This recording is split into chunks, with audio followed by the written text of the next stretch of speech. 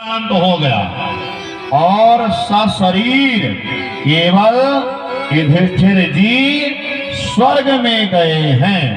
यद्यप 1 minute के लिए उन्हें भी नरक का दर्शन करना और क्यों करना पड़ा, आप सबको जानकारियां हैं। जब द्रोणाचार्य ने पूछा कि ये सब लोग कह रहे हैं युधिष्ठिर कि मेरा बेटा अश्वत्थामा मारा गया, लेकिन तुम बताओ, तुम गलत नहीं बोलोगे।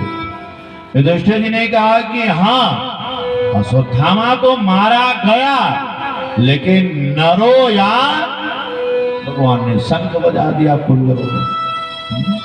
यही देखिए, इतने ही अपराध के कारण युधिष्ठिर जी को नरक का दर्शन करना पड़ा। और परीक्षित जी बड़े हुए, इरावती के साथ उनका विवाह हुआ। बड़े बेटे का नाम जनमेजय है, बड़ा सुंदर राजकाज संभाल रहे हैं। आधी उम्र बीत गई। एक दिन पांडवों के राज खजाने को खोला। भीम भैया जरासंध का वध करके जो निशानी के रूप में मुकुट ले आए थे, कि लोग देखेंगे मेरे वंश में ये किसका मुकुट है, जरासंध का। आज परीक्षित जी ने वही मुकुट लगा लिया। जंगल में गए शिकार खेलने, नजर पड़ी एक जगह पे एक बैल 3 पैर कट चुके, एक पैर से वृक्ष के सहारे खड़ा है। सामने खड़ी खड़ी गैया रो रही है। संतों ने कहा वो बैल कोई और नहीं है। देखो हमारे यहाँ धर्म के 4 चरण माने गए हैं, सत्य, दया, दान और तप। जगत 4 पद धर्म के, कलिमोह 1 प्रधान। बोले वो धर्म है। सामने गैया कौन है? बोले वो पृथ्वी देवी रो रही है। बैल कहता है गैया से, मैया रो क्यों रही है? मेरी दशा देख करके 3 पैर कट गए, या भगवान धराधाम छोड़कर चले गए इसलिए रो रही है। बैल गैया को समझा रहा, मैया क्यों रोती है, मेरी दशा पे चिंता मत करो, समय खराब आने वाला है। और जब अच्छे लोग जाने लगे तब समझो समय बहुत खराब आने वाला है। इतने में परीक्षित जी का आना हुआ और परीक्षित जी ने कहा, मेरे राज में किसकी ताकत और मजाल है जिसने तुम्हारी ये दशा की है? बैल ने कहा, राजन यही तो मैं नहीं समझ पा रहा हूँ। हमारे यहाँ शास्त्रों में कि मैं समझ नहीं पा रहा हूँ कि एक बात बताओ। कहते ना कि कर्म प्रधान विश्व कर राखा, जो जस करहि सो तस फल चाखा। तो बैल ने कहा, मेरे पैर कटे हैं कि मैं क्या मानूं कि काटने वाला दोषी है या मेरे कर्मों का ये फल है? अगर फल है, मैंने ऐसा कोई कर्म किया था, तो काटने वाले को कोई दोष नहीं लगेगा।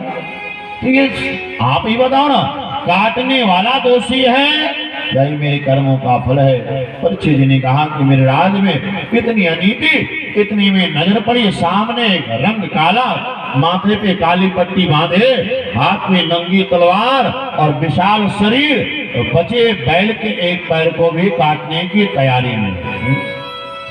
राजा परीक्षित ने म्यान से तलवार निकाली। बोले वो कौन है? बोले वो कलयुग है, उसे मारने के लिए। कलयुग समझ गया यहाँ बल से काम नहीं चलेगा, यहाँ छल से काम लेना पड़ेगा। और कलयुग राजा परीक्षित के चरणों में गिर पड़ा कि राजन मुझे भी तो रहने के लिए कोई, अब द्वापर जाने वाला है, कलयुग में आने वाला है, तो मुझे रहने के लिए कोई जगह तो दीजिए, तब तो मैं अपना विस्तार करूंगा।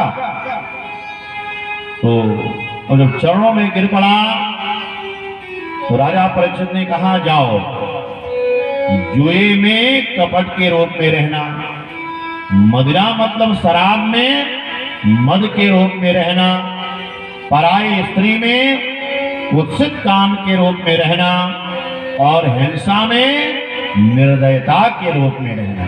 कलयुग ने कहा महाराज आपने 4 जगह तो दी, लेकिन एक आध कोई अच्छी जगह भी तो दीजिए। इतनी में राजा परीक्षित के मुख से निकला, जाओ सोने में भी रह सकते हो। और देखिए यही से कलयुग की शुरुआत है। कलयुग की पहली निशानी क्या है? ये नियम है। दुर्जन की पहचान क्या है मालूम है? उसे जो बढ़ाएगा, आपको बहुत अनुभव होगा जिंदगी का। दुर्जन की पहली पहचान यही है, उसे जो बढ़ाएगा, जब थोड़ा लायक हो जाएगा तो उसी को मिटाने का प्रयास करने लगता है। जैसे धुएं का जन्म कहां से होता है? अग्नि से। वो धुआं आकाश में गया और बादल बन गया, और जब बादल बन गया तो जब बरसता है ना, तो उसी अग्नि को बुझा देता है जिस अग्नि से वो जन्म लेता। बाबा ने भी रामायण में गा करके बड़ी सरल भाषा में उत्तर दिया और बोले ये कलयुग है। धोखा किसी ने किया, बोले घबराइए मत, आप अपने रास्ते पे रहिए, क्योंकि बाबा ने कहा जहिते नीचे बड़ाई पाओ, जहिते नीचे बड़ाई पाओ, सो प्रथम हत चाही न सावा,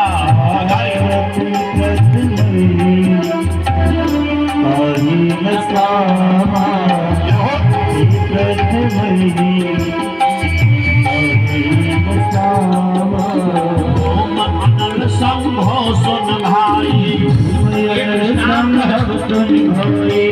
बुझाव धन पद भी पाए, बुझाव धन पद भी पाए, बड़ाई है।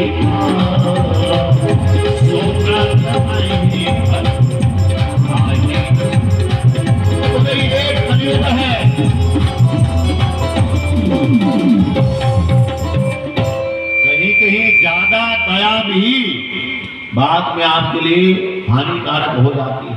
सोचो कि बहुत गरीब है, आज चलो ठीक है, तो कहीं कहीं ज्यादा दया भी हानिकारक हो जाती है। इसका मतलब यह भी नहीं कि आप निर्दयी बन जाओ, आप अपने स्वभाव पे रहिए। और जैसे कहा सोने में भी रह सकते हो। कलयुग में पहला अटैक राजा परीक्षित के ऊपर, और जाकर के उन्हीं के मुकुट में बैठ गया सिर पे। और जब मुकुट में कलयुग बैठा तो बुद्धि बिगड़ गई, और बुद्धि ऐसी बिगड़ी